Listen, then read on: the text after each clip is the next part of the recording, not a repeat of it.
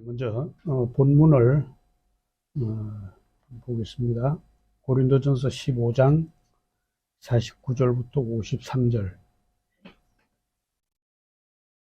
신약성경 284쪽.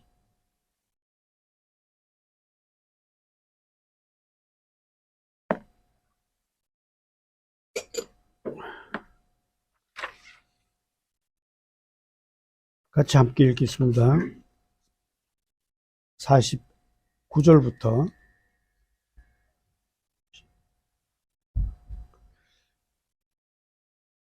시작. 우리가 흙에 속한 자의 형상을 입은 것 같이 또한 하늘에 속한 자의 형상을 입으리라. 형제들아, 내가 이것을 말하노니 혈과 육은 하나님의 나라를 이어받을 수 없고 또한 썩는 것은 썩지 아니할 것을 유혹을 받지 못하느니라. 보라, 내가 너희에게 비밀을 말하노니 우리가 다 잠잘 것이 아니요 마지막 나팔의 순식간에 후련히 다 변화되리니 나팔 소리가 나며 죽은 자들이 썩지 아니할 것으로 다시 살아나고 우리도 변화되리라. 이 썩을 것이 반드시 썩지 아니할 것을 입겠고 이 죽을 것이 죽지 아니함을 입으리로다. 예, 참고로 한 군데 더 보겠습니다. 로마서 12장 2절.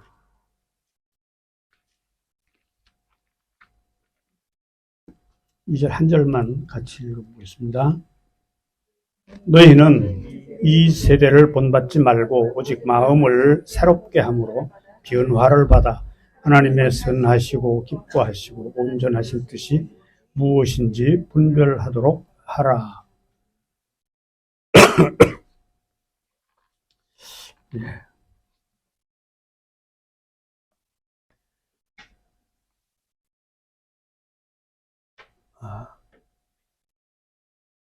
여러분은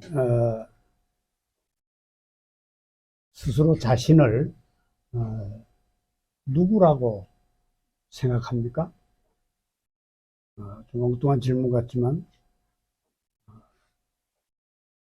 사람이죠. 우리는 그냥 그죠? 사람. 근데 우리가 사람입니다. 짐승이 아니고 나무나 돌이 아니고 사람이에요. 사람. 사람으로 지음받았습니다.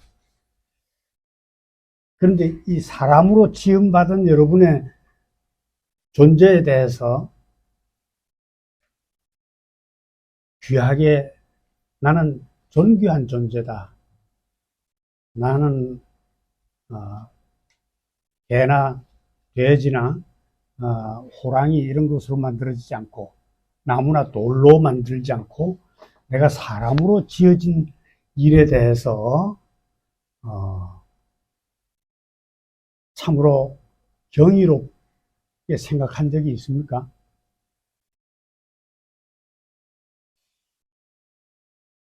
삶이 너무 팍팍하다 보니까 나 같은 게 왜 생겨나서 이런 고생을 할꼬?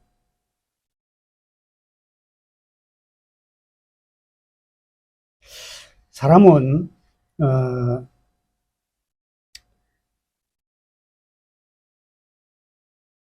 스피노자라는 그 철인이 이렇게 말했어요.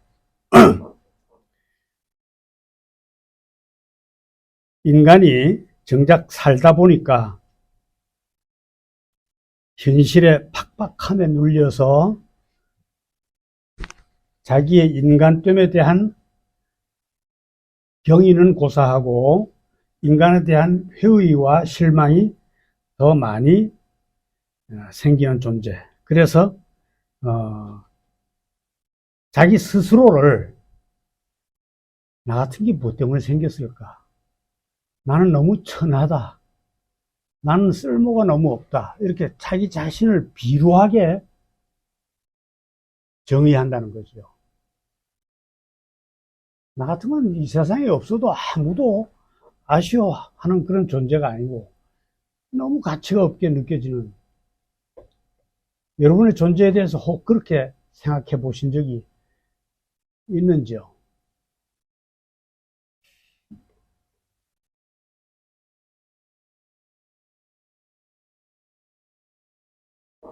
저는 좀 부끄러운 얘기 같긴 합니다만은, 돈이 좀 가지고 싶어가지고 로또를 들어 사본 일이 있습니다. 근데 로또에 당첨될 확률은요, 843만 몇 분의 1이라 그래요. 그러니까 진짜 로또 당선된 사람은 굉장히 복이 많은 사람이죠. 그죠? 굉장한, 그런데 그보다 더 놀라운 기적 같은 일이 사람이랍니다. 사람. 내가 생겨난 일. 여러분 잘 들어보세요. 제가 전에도 한번 설교에서 이야기했습니다만, 남자가 평생 동안 방출하는 정액, 그 정자하고 여자에게서 생산되는 난자가 결합해서 하나의 생명이 만들어질 확률이 얼마일 것 같습니까? 100조분의 1이랍니다. 100조분의 1. 100조. 100조가 얼마나 큰 숫자인지 뭐 상상이 잘 안 되는지, 이게 어떤 복이냐 하면은요, 로또를 1000번도 아니고 1000만번 연달아서 당첨되는 복이라는 거예요. 그 경우의 수가요. 이게 여러분이나 저나 모든 사람이 아무도 관심을 두지 않는 것 같은 쓸모없는 비루한 존재, 스피노자에 의하면 비루한 존재로 자기를 알고 있다는 거예요. 비루한 존재라고 여겨지는 나라는 이 존재 자체가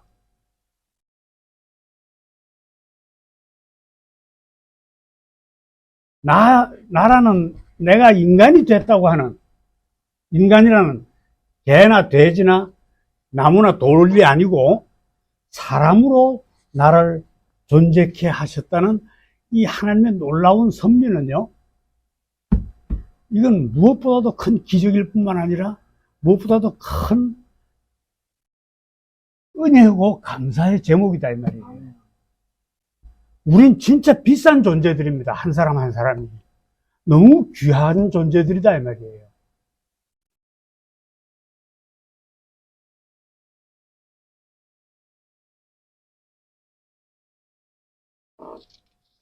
실감이 잘 안 나는가 봐요.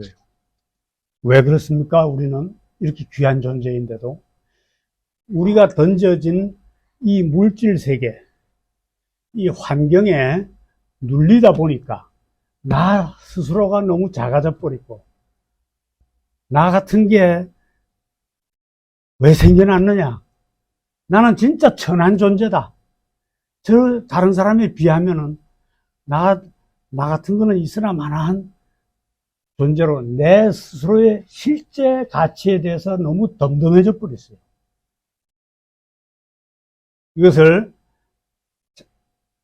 이것은 인간에 대한, 인간이 됐다고 하는 인간 존재에 대한 우리의 이해가 완전히 망가졌다는 얘기예요.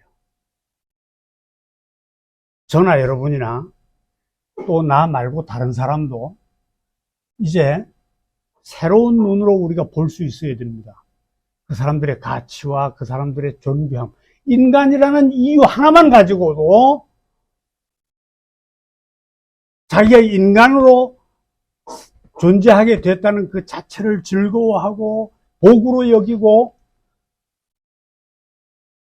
누구에게서도 무시당하지 않는 그런 삶을, 하나님을 찬양하면서 그 나를 만드신 그 하나님께 감사가 복받치는 그런 삶을 살아갈 수 있어야 돼요. 나에게만 그렇게 얘기하다 보면은요, 계몽주의 사상에 물들게 돼가지고 내가 너무 오바를 하게 되는데, 나만이 아니라 다른 사람을 볼 때도 그 사람이 가진 것, 그 사람의 출신, 그 사람의 지식, 그 사람의 신분 전혀 관계없이 사람이라는 이유 자체로 모든 사람을 아주 귀하게 볼 수 있는 여러분들의 시력이 회복되기를 바랍니다. 사람을 귀하게 여겨야 돼요. 자,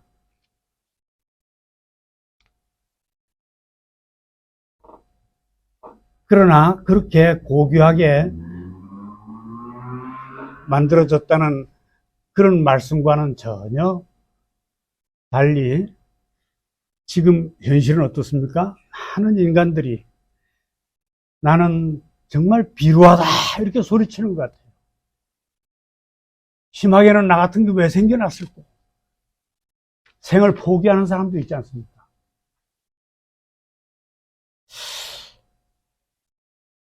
우리가 사는 게 너무 힘들다 보니까 우리를 둘러싼 여건이나 이런 것들이 너무 우리를 괴롭게 하다 보니까 한때는 우리나라에 인문학의 열풍이 일어난 적이 있어요. 인문학을 통해서 사람이란 도대체 뭘까?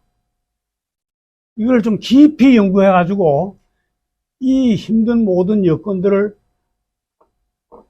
상대해낼 수 있는 좀 맷집을, 내공을 좀 만들어 보자. 그런 생각이 있어 인문학이 막 이렇게 유행이 되던 적이 있습니다. 그러나 사람을 아무리 깊이 들여다봐도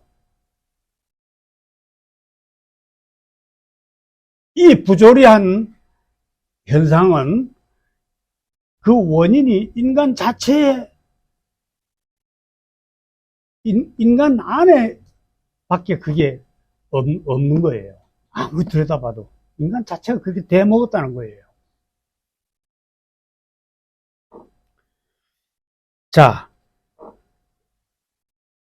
그래서 사실 인간은 아무리 깊이 인문학적으로 인간을 연구하고 해봐도 거기에서 해답을 얻을 수 없다는 거죠. 현실을 상대로 해서 싸울 수 있는 맷집이 생기지 않는다는 겁니다. 왜 그러냐? 인간 자체 안에 그게 들어있기 때문에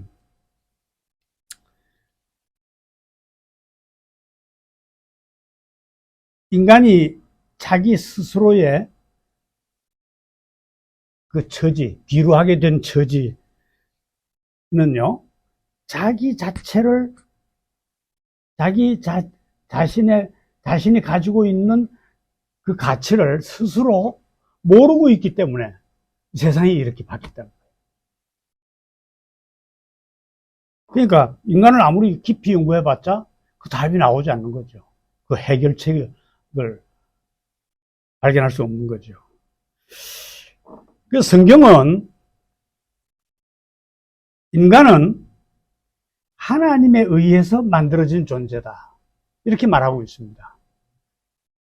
많은 대부분의 사람들은 이 사실을 모르고 나는 그냥 모모씨의 집안의 어떤 남자와 모모씨 집안의 어떤 여자가 결혼해가지고 그냥 거기서 생겨난 존재다. 여기까지밖에 몰라요.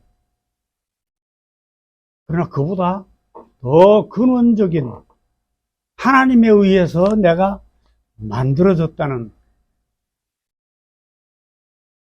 이 사실을 모른다 이 말이에요.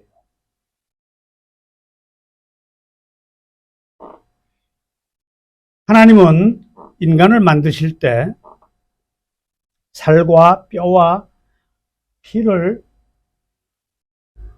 지으셨을 뿐만 아니라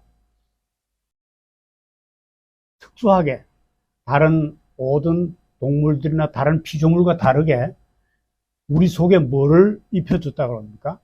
하나님의 형상을, 하나님의 형상.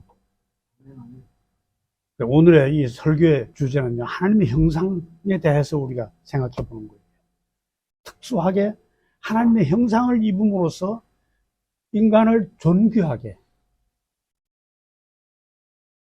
존귀한 존재로 살 수 있도록 그렇게 만드셨어요. 하나님의 형상이 뭔가 하는 것은 이제 뒤에 이야기하겠지만요.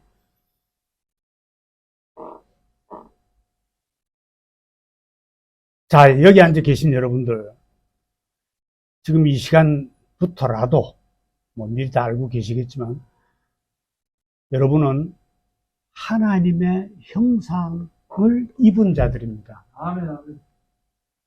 이걸 믿으시기 바랍니다. 아멘. 이걸 믿어야 이게 모든 문제들이 해결이 돼요. 나는 그냥 어떤 아버지와 어떤 어머니 사이에서 태어난 그거밖에 모르면은요, 백날 이야기해봤자 소용이 없어요. 나는 하나님의 손으로 직접 모든 것은 다 모든 창조물은 하나님의 말씀으로만 그냥 있어라 이렇게 지으셨지만 우리는 인간을 만드실 때는 직접 하나님의 손으로 하나님의 팔을 걷어붙이고 인간의 하나님의 손으로 직접 만드시고 거기에다가 더군다나 하나님의 형상을 입히셨다 이 말이에요. 우리는 너무 비싼 존재들입니다. 우리는 너무 고귀한 존재고요. 누구도 인간만이라는 이유 자체만 가지고도 누구도 우리를 무시할 수 없고 우리를 외면해서는 안 되는 너무 경이롭고 놀라운 존재들이다 이 말이에요. 우리가요.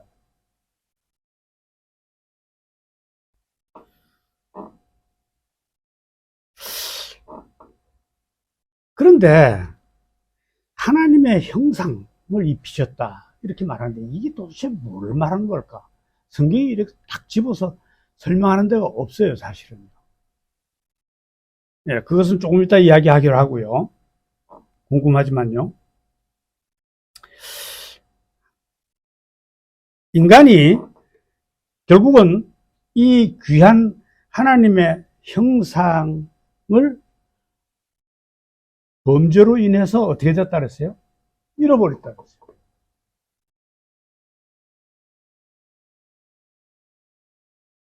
하나님이 입혀준 이 귀한 하나님의 형상을 잃어버렸다는 것이죠. 성경은 그렇게 말하고 있습니다. 그런데 조금 이야기를 좀 상세히 가져가면 그러면 인간은 하나님의 형상을 완전하게 잊어버렸을까? 많은 신학자들이 깊이 연구해서 내린 결론은 그렇지 않다. 하나님의 형상이 이제 사실은 관계를 말하는데요. 하나님의 형상의 흔적은 가지고 그냥 남겨놨어요. 남겨져 있어요. 왜? 하나님이 만드신 거는요, 인간이 범죄했다고 해서 그걸 폐지시킬 수가 없어요. 하나님의 형상의 흔적은 그냥 남아 있습니다. 잘 들으세요. 자, 우리는 그럼 어떠냐? 우리는 예수 그리스도 안에서 이 하나님의 잃어버린 형상이 다시 회복되기 시작한 사람들이에요. 정확하게 아십시오. 안타깝게 잃어버린 그 하나님의 형상이 이제 본격적으로 회복을 시작. 마지막 날에 완성될 약속하에서 그 하나님의 형상이 100% 완전히 회복될 약속을 향해서 지금 회복되어 가는 규정이고요. 예수 믿지 않는 사람들은 그럼 뭐냐? 그 사람들도 하나님의 형상으로 만들어진 거 맞아요. 그 사람들 속에 하나님의 형상의 흔적이 남아 있습니다. 그래서 그들도 존귀한 존재예요, 사실은요. 단 우리와 다른 거는 하나님의 형상의 흔적만 남아있지, 형식만 남아있고, 뭐가 없다는 거예요? 회복이 시작이 안 됐다는 얘기입니다. 하나님의 형상을 다시 하나님의 자녀의 자리로 돌아가서 이제 그것이 회복되기 시작조차 안 한 사람들이고, 우리는 시작된 사람들입니다. 이 차이는 대단한 거예요.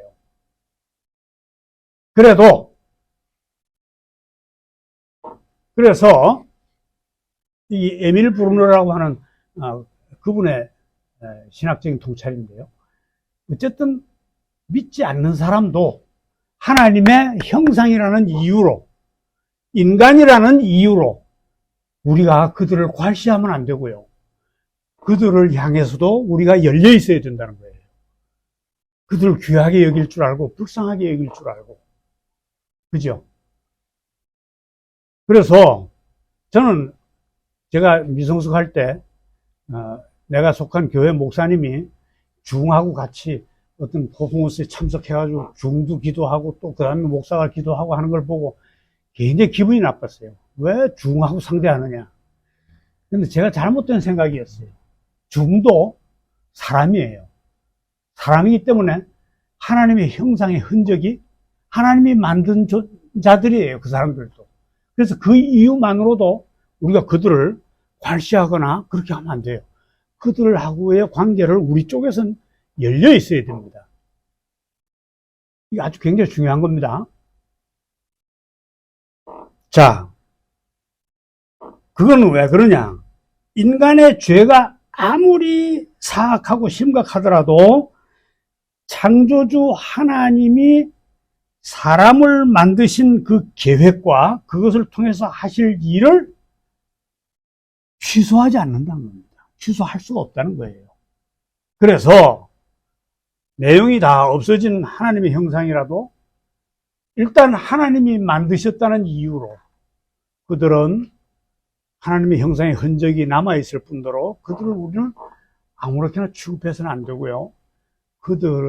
그들도 의미 있는 타자로 우리를 받아들여서 그들과 늘 교통을 하려고 애를 쓰고 그들의 모든 문제도 책임감을 가지고 그들을 대해야 된다. 이 말이에요. 무슨 말인지 아시겠죠? 예수도 안 믿는 사람들 가난하게 사는 게 뭔데 우리한테 책임이 있어. 그렇게 하면 안 돼요. 예수 안 믿어도 병들어서 또 가난해서 고통받으면은요, 내 가슴이 책임감을 느껴야 된다, 이 말이에요. 이거 시간이 너무 많이 갈 것 같아서. 그러면 도대체, 자, 우리에게 입혀주셨던 하나님의 형상이라는 게 도대체 뭘 말할까? 여러분, 그거 생각해 본 적이 있습니까? 우리가 입고 있는 그 하나님의 형상, 이게 굉장히 귀한 것인데, 이게 도대체 구체적으로 뭘 말하는 걸까? 성경은 그걸 뭐라고 구체적으로 밝히는 데가 없어요, 사실은. 저도 잘 모르겠어요. 엄청나게 귀한 것인데, 잃어버렸다가 우리가 다시 찾은 예수 그리스도의 은혜로 우리가 그 예수 그리스도 안에서 다시 회복한 것인데, 그것까지는 알겠는데, 그게 구체적으로 뭘 말하는지 잘 모르는데, 하나 확실한 게 있습니다. 지금부터 제 이야기를 잘 들으세요. 하나님의 형상이라는 거는요, 관계에서 얻어지는, 관계 때문에 당연하게 우리에게 얻어지는 하나님의 그 동질성이에요. 이게 좀 어렵죠, 말이에요. 좀 쉽게 좀 이야기할게요. 여러분, 믿지 않는 사람들은 예배할 수 있습니까? 하나님 앞에 설 수가 없죠. 기도할 수 있습니까? 기도 흉내는 낼 수 있어도 기도할 수가 없어요. 하나님 앞에 믿지 않는 자들은, 죄가 해결되지 않은 자들은 지 마음대로 섰다간 죽어요. 예배당에 오라고도 못 오잖아요. 두려워해요. 두려워서 못 오기도 하고요. 무서워서 못 오기도 하고요. 예배당에 가면은 돈 뺏길 것 같아서 못 오기도 하고요. 여러 가지 이유로 그들은 하나님 앞에 설 수가 없습니다. 왜 그래요? 하나님과의 관계가 회복되지 않았기 때문이에요. 하나님 쪽에서는 아직도 그들을 관계하고 계시지만 그쪽에서 아직 하나님과의 관계가 아버지와 아들 관계로 회복되지 않았다는 말이에요. 하나님과 관계가 회복되지 않은 자는 하나님 앞에 나아갈 수가 없어요. 하나님 가까이 나갈 수가 없어요. 하나님한테 말을 걸 수도 없고요. 하나님한테 물어볼 수도 없고요. 하나님과 교제가 불가능하다는 말이죠. 하나님과 우리는요,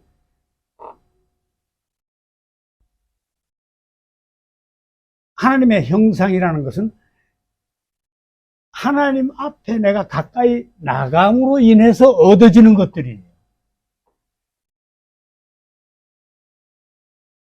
여러분, 우리가 하나님의 앞에 여러분 나갑니까? 지금 나왔잖아요. 예배를 한다거나 기도를 한다거나.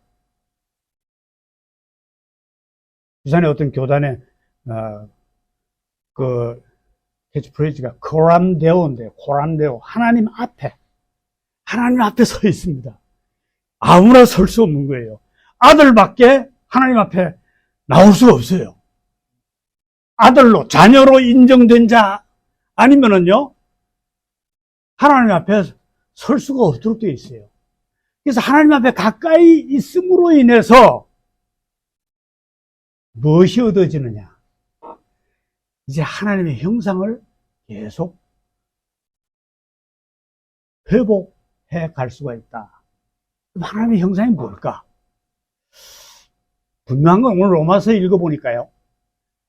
너희는 마음이 새로워져서 변화돼가지고, 그죠? 변화돼가지고 하나님의 선하시고 기뻐하시고 온전한 뜻이 무엇인지를 분별하라. 그래 놨거든요. 그러니까 아버지하고 가까이 살다 보니까 아버지가 선하다고 하는 것이 뭔지 분명히 알아요. 아버지가 기뻐하시는 게 뭔지 안다는 말이죠. 가까이 나가서 같이 생활하다 보니까, 교제하다 보니까, 그죠? 다른 사람은 그렇게 하고 싶어도 못해요. 관계가 회복이 안 되기 때문에 아버지 앞에 설 수가 없거든요. 예배할 수 없고 기도할 수 없어요. 그래서 가까이 있다 보니까 관계가 회복돼서 아버지하고 아들 관계로 가까이 교제하다 보니까 하나님이 우리 아버지가 선하다고 하는 게 뭔지, 우리 아버지가 기뻐하시는 게 뭔지, 우리 아버지의 온전하신 뜻이 무엇인지 분별할 수 있는 능력이 주어졌다 말이죠. 하나님의 형상이 이제 회복되기 시작한 거예요. 이게 분명합니다. 그죠? 바꾸고 말하면은 하나님이 악하다고 생각하는 것이 뭔지, 하나님이 진짜 하나님을 화나게 하는 일이 뭔지, 그죠? 그 하나님의 온전하신 뜻을 조금씩 알아가게 됐다는 거죠. 아버지와 가까이 교제하지 않으면 이것은 불가능해져요. 그래서 여러분들이 하나님의 형상을 빨리 회복하는 일에 진도가 빨리 나가려면요, 많이 예배하시고 많이 기도해서 성경 하나님의 말씀을 많이 대해서 이제 하나님과 교제가 아주 깊어져야 돼요. 그래야 여러분이 빨리 이 형상을 회복해 가기가 쉽다. 제 얘기 우리가 귀하게 창조됐으면 뭐합니까? 귀한 줄 모르면 헛일이죠. 아무리 손에 좋은 걸 쥐어줘도 그 가치를 제대로 모르면은요, 또 그 가치를 안다고 해도, 난 비싼 사람이야. 이걸 안다고 해도, 이걸 뭐에 써먹을지 모르면은요, 소용이 없잖아요. 그죠? 어쨌든, 뭐에 쓰려고 하나님은 하실까? 우리 창세기 1장 26절부터 27절에 보니까 하나님이 자기 형상을 따라서, 당신의 형상을 따라서 우리를 만드신 뒤에 명령하신 게 있어요. 하나님의 창조하신 이 세계를 다스리라. 관리하고 하나님이 보시기에 계속 좋도록, 하나님이 보시기에 계속 좋도록 이걸 유지시켜라. 하나님이 보시기에 화가 나는 쪽으로 망가지면은 너희가 대담하게 나가서 그것을 싸워라. 그 말도 되는 거죠. 그죠? 하나님이 보시기에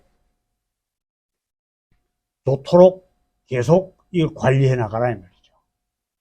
그리고 나서 남자와 여자를 만들었는데 결국은 나 이외의 타자를 만드셨어요.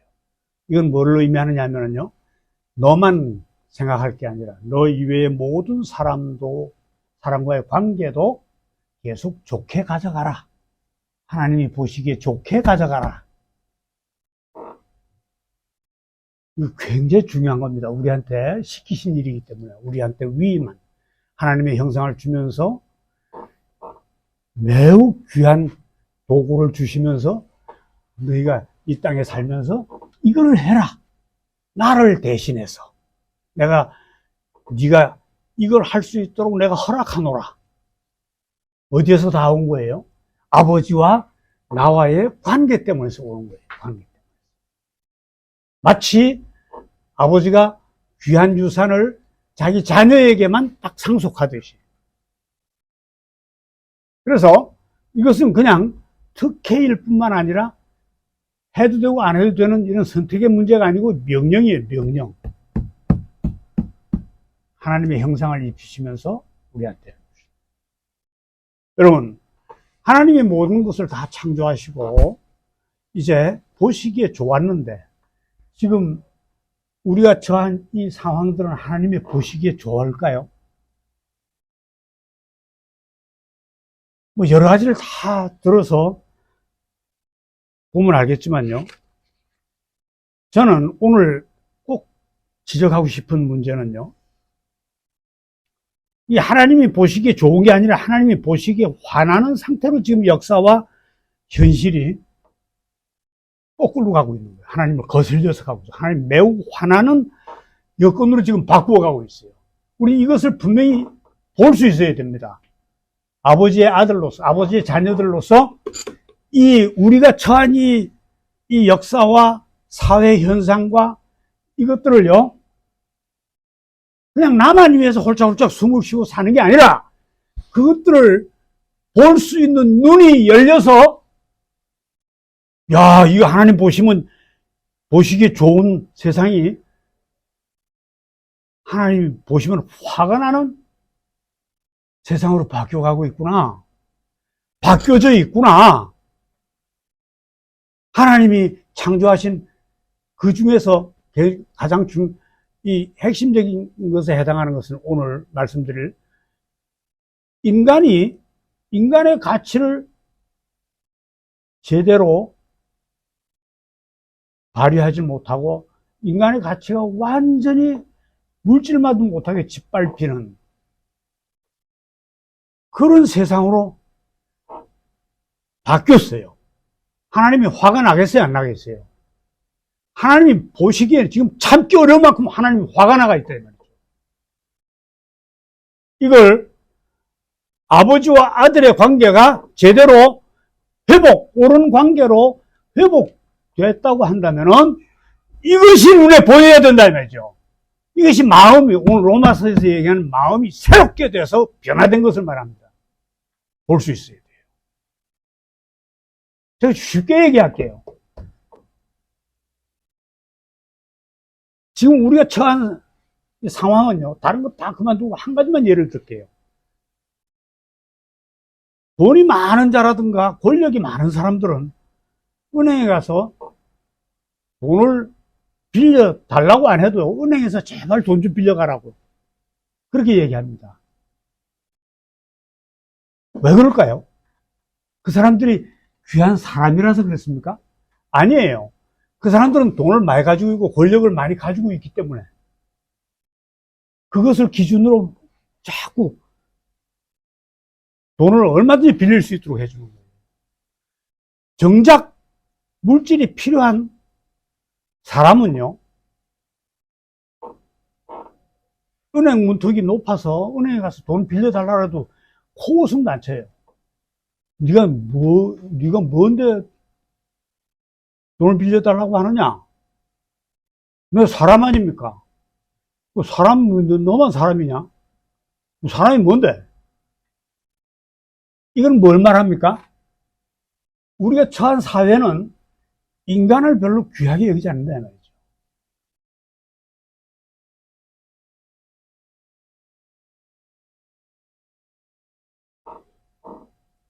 사람이 적어도 n분의 1의 권한에도 누리는 거는 이제 2표예요, 2표. 한 사람이 한 표밖에 못해요. 이재명이도 2표 못합니다. 한 표밖에. 겨우 아주 비슷하게 그래도 사람 대우를 해주는 게 이게 선거제도인데. 뭐 이게 이야기 옆으로 가는 건 맞고요. 어쨌든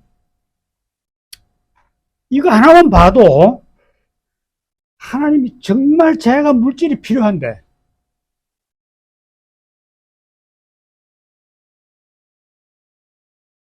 저는 그냥 은행 문턱에서 거절당합니다.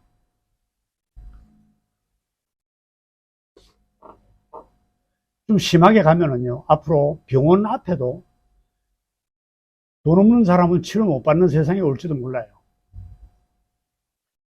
사람이기 때문에 치료받는 게 아니고요, 돈을 줘야 치료하는.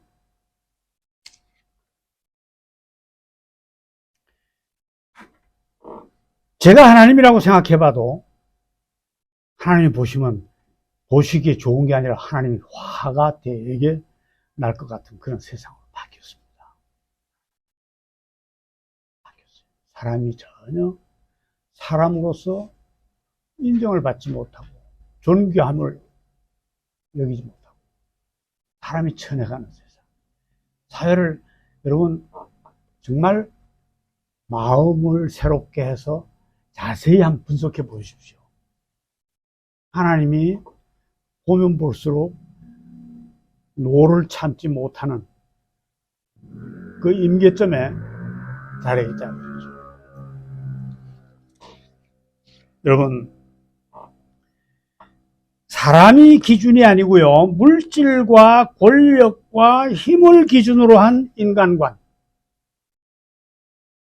이게 있느냐 없느냐에 따라서 사람의 가치는 그만두고 그것의 가치만으로 굴러가는 세상.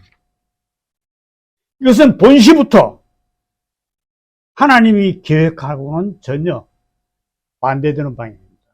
하나님의 계획과 다른 거예요. 하나님이 손수 팔을 걷어붙이고 귀하게 만든 인간이 그 가치를 전혀 인정받지 못하고 물질만도 못하는 그냥 짐승 취급하는, 그게 하나님의 적이라고 한다면은 그의 아들로 관계가 회복된 자들은 우리의 적이기도 한 거예요. 그죠? 우리는 그것들과 싸워야 돼요.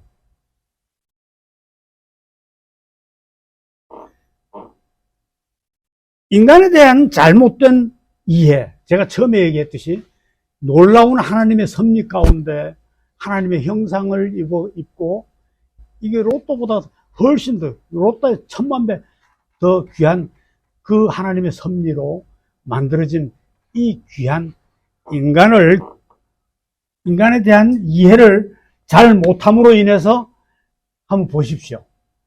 지금 여러분이 처한 처지, 그죠? 우리가 처한 상황을 새롭게, 우리가 마음을 새롭게 한 하나님의 자녀들의 눈으로 한번 바라보십시오. 뭐 하나님의 형상을 입은 존귀하신 하나님의 자녀인데도 불구하고 타락해서 하나님 관계가 깨어져서 뭐라고 로마서는 얘기합니까? 하나님의 형상이 아닌 짐승과 버러지 형상으로 바뀐 인간.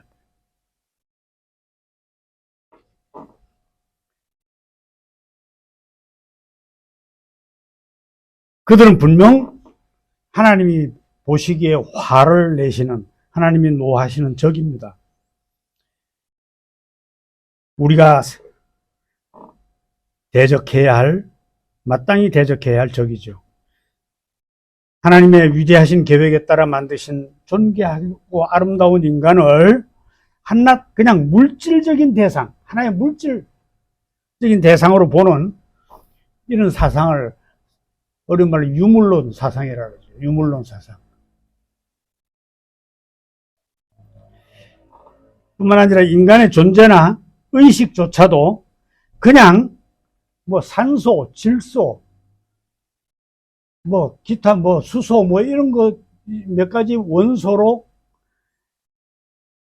이 요소가 우연히 결합돼서 만들어진 부산물 취급하는 이 과학적 환원주의라고 하는데요. 이런 게 뭐 세상에 뭐 식자들 간에 뭐 유행하고 있습니다. 그냥 산소가 얼마 들어있고 뭐 질소가 얼마 들어있고 뭐 수소가 얼마 그게 인간입니까?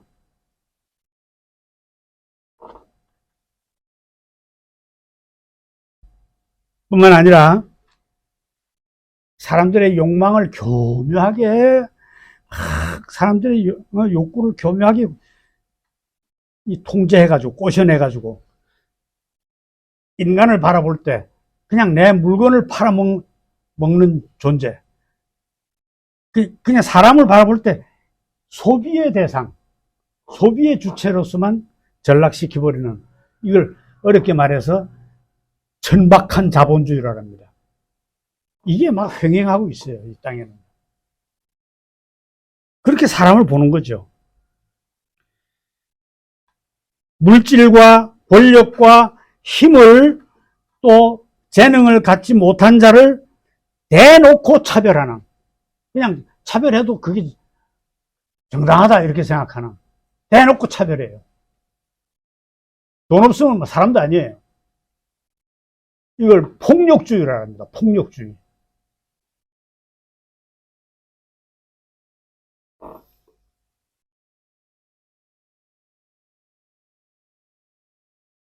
여러분, 이들은 하나님의 위대하신 창조를 거슬릴 뿐 아니라 조롱까지 하는 현재 우리가 처해 있는 역사입니다. 현재 우리가 경험하고 있는 사회 현상입니다.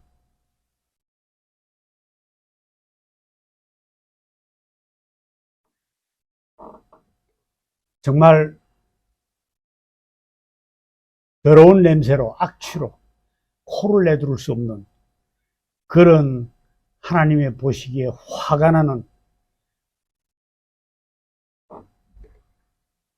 하나님의 더 이상 참기 어려운 임계점을 향해서 또 달리고 있다는 거죠. 여러분, 예수 그리스도로 인해서 하나님의 그 고귀한 형상이 회복되기 시작한 저와 여러분들, 우리는 로마서 오늘 본문 말씀처럼 깨어서 마음을 진짜 새롭게 해서 변화돼서, 우리가 변화된 시각으로, 하나님의 시각으로 하나님의 온전한 뜻을 거슬러서 사람을 자기 형상으로 신이 지으신 하나님을 정면으로 도전하는,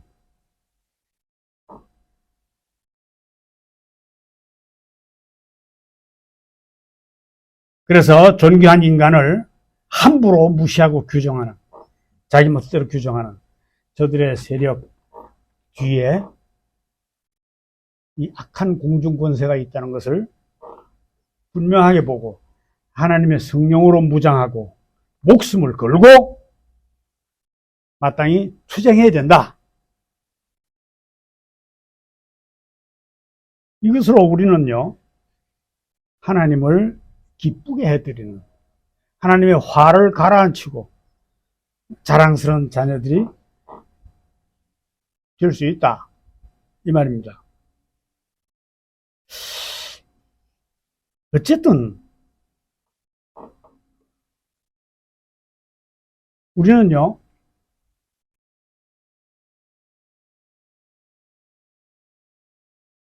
단지 그냥 사람이라는 이유만으로도, 그 이유만 가지고도, 인간이라는 이유만으로도 존귀함을 받고 무시당하지 않고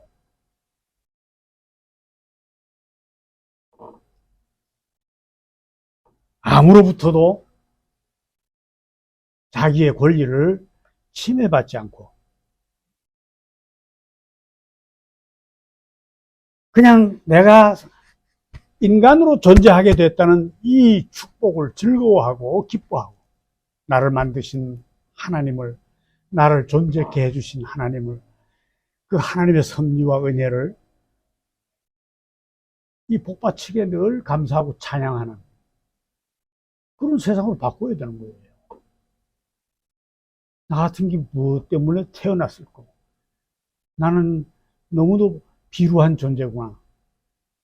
그런 스피노자의 한탄을 하는 인간으로 살다가 죽어야 되겠습니까?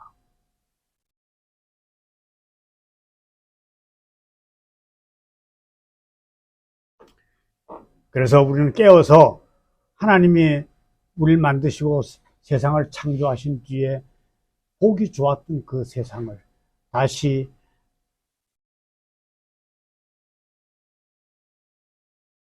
회복해야 된다. 지금은 하나님이 보시면은요, 정말 화를 참지 못할 그런 세상으로 인간들은 나아가. 어디에서 왔느냐?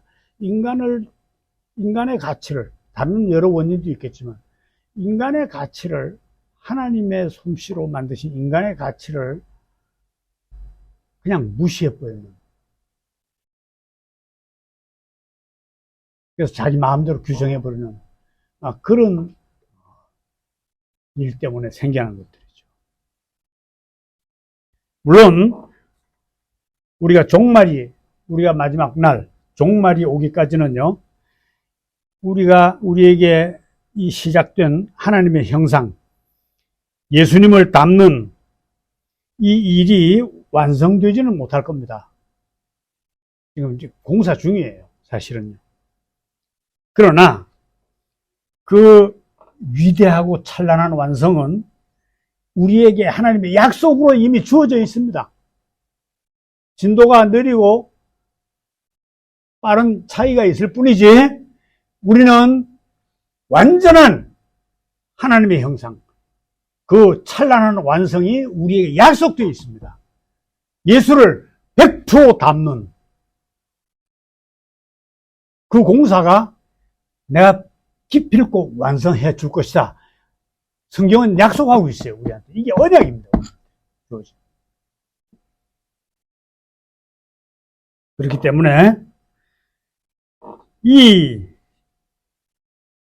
뒤틀어진 역사와 사회 현상에 우리가 필요 이상으로 절망할 필요는 없으나, 하나님의 온전한 뜻을 저렇게 자기들 마음대로 깨부수고 파괴하고 역사의 물줄기를 하나님의 뜻, 온전하신 뜻에 거슬러서 역행하고 있는 이 현장을 향해서 우리가 눈을 감는다거나 그냥 못 본 체 하거나 그냥 보고만 있다거나, 그것을 하물며 정당화해 주는 데까지 갈 필요가 없다. 얼마나 망가졌느냐. 교회 속에서도요, 하나님의 형상과 하나님의 그 회복을 위한 데는 관심이 없어요.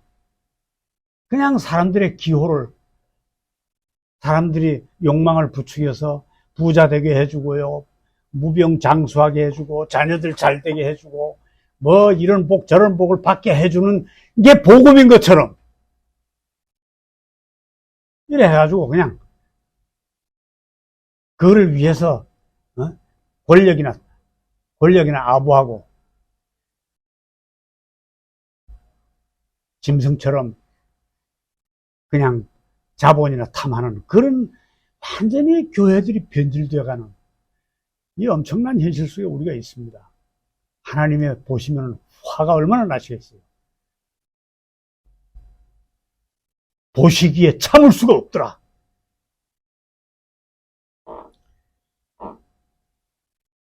비록 불완전하고 일시적인 것이라고 하더라도 우리는 이 사회 현상을 외면할 수 없습니다. 인간은 하나님과 인간과 역사에 관계된 존재예요. 관계된 존재, 관계적 존재다.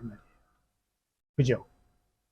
하나님을 향해서 이제 아버지와 아들이라는 관계가 회복됐어요. 그래서 이제는 아버지의 뜻과 아버지가 좋아하시는 것과 아버지가 기뻐하시는 것, 아버지가 썩내실 일과 이것을 분별할 수 있어야 돼요.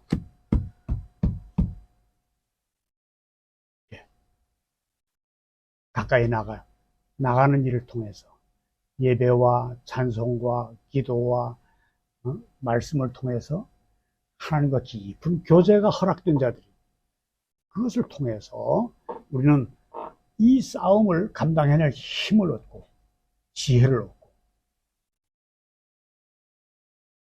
우리에게 꼭 필요하다면 아버지와 아들 관계니까 그거 좀 주십시오 하면 주게 돼 있어요. 내가 이게 꼭 필요합니다. 다른 사람은 모르지만 넌 내 아들이기 때문에, 내 자녀이기 때문에 내가 그게 꼭 필요하다고 하니까 내 연장을 갖다 써라.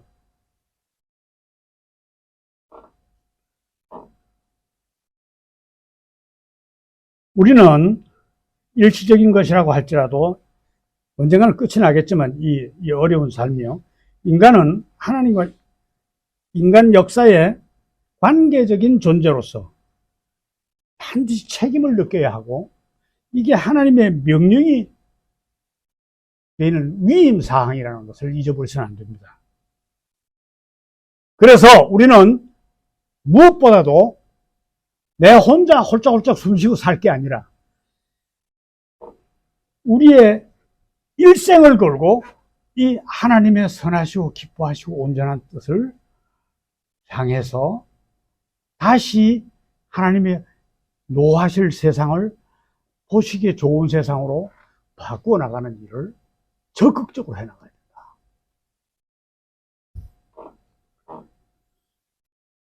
여러분, 하나님께서는 우리와 예수 그리스도를 하나로 연합, 하나로 묶어주신, 다른 도구는 다 필요 없어요. 하나님이 예수 그리스도를 보내가지고 예수 그리스도와 우리를, 불완전한 우리를 하나로 묶어주신 하나님의 사랑이, 이게 있기 때문에 이 사랑의 끈이 나를 둘러싸고 있는 이 사람들과 역사를 하나로 묶어달라고 기도해야 된다. 이것이 여러분이 일생을 걸고 매진해야 할 과제임을 주의 이름으로 권장하는 바입니다.